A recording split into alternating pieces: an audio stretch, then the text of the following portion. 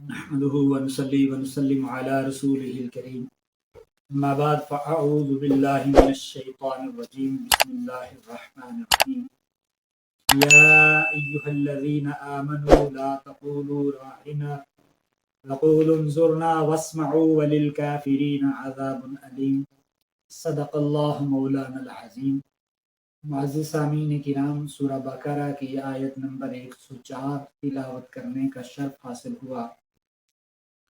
فرمایا یا ایھا الذین، اے وہ لوگو جو آمنو ایمان لائے، لا تقولو مت کہو راعنا راعنا، وقولو اور کہو انظرنا انظرنا،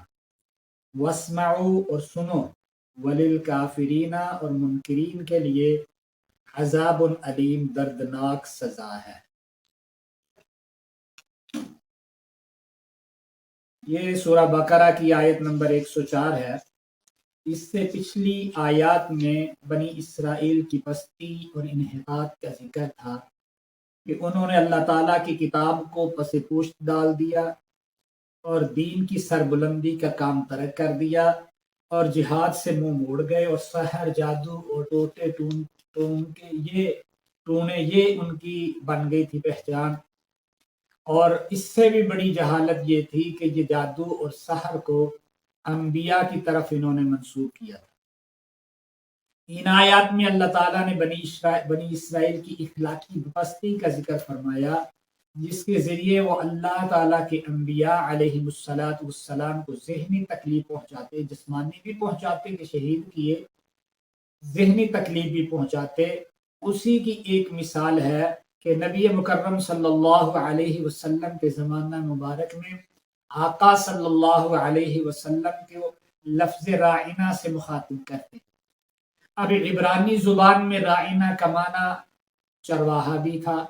یا احمق بھی تھا، نعوذ باللہ من ذالک، اور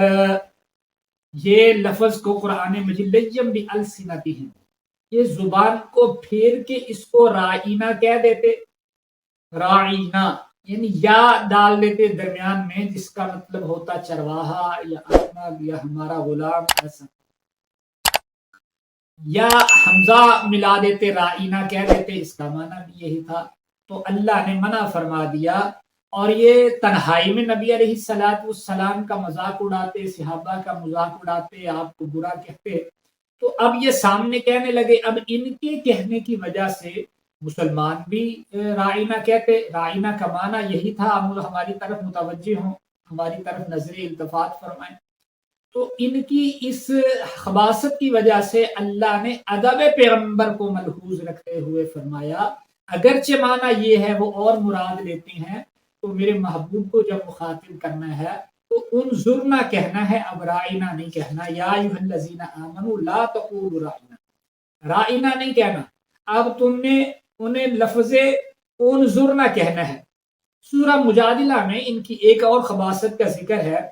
کہ یہ بدبخت حضور اکرم صلی اللہ علیہ وسلم کی خدمت میں آتے تو کہتے تھے السلام علیکم، السلام کا معنی ہلاکت ہو آپ پر۔ تو آقا علیہ السلام نے اہل اسلام کو فرمایا، جب یہ آپ کو سلام کہیں، سلام میں پہل نہ کرو، جب یہ سلام کہے تو انہیں کہے علیکم یا علیکہ،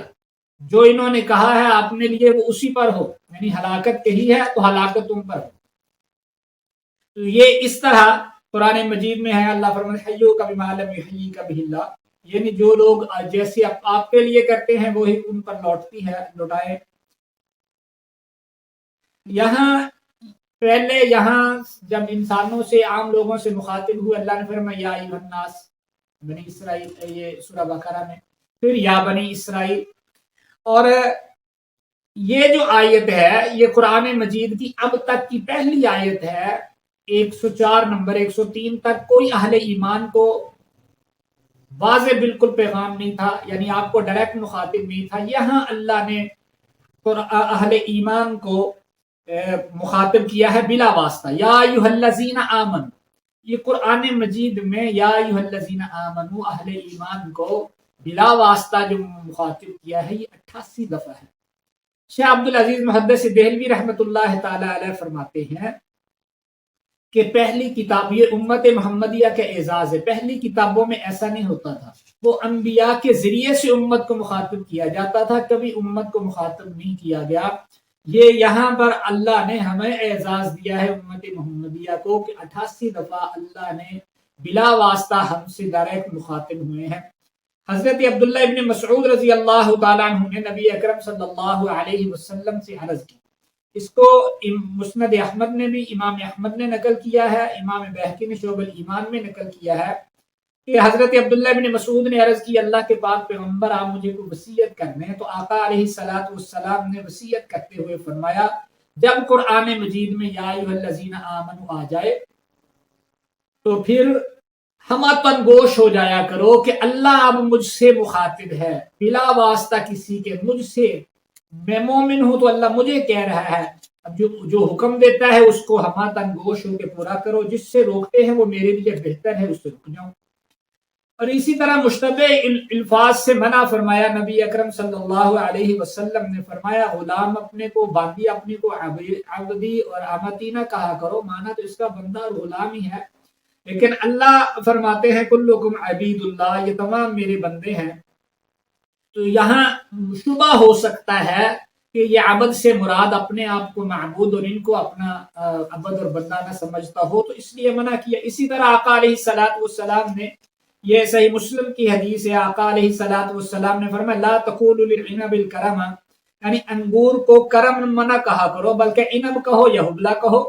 اس کی وجہ یہ ہے کہ کرم تو مومن کا دل ہے، یہ شبہ ہو سکتا ہے یہاں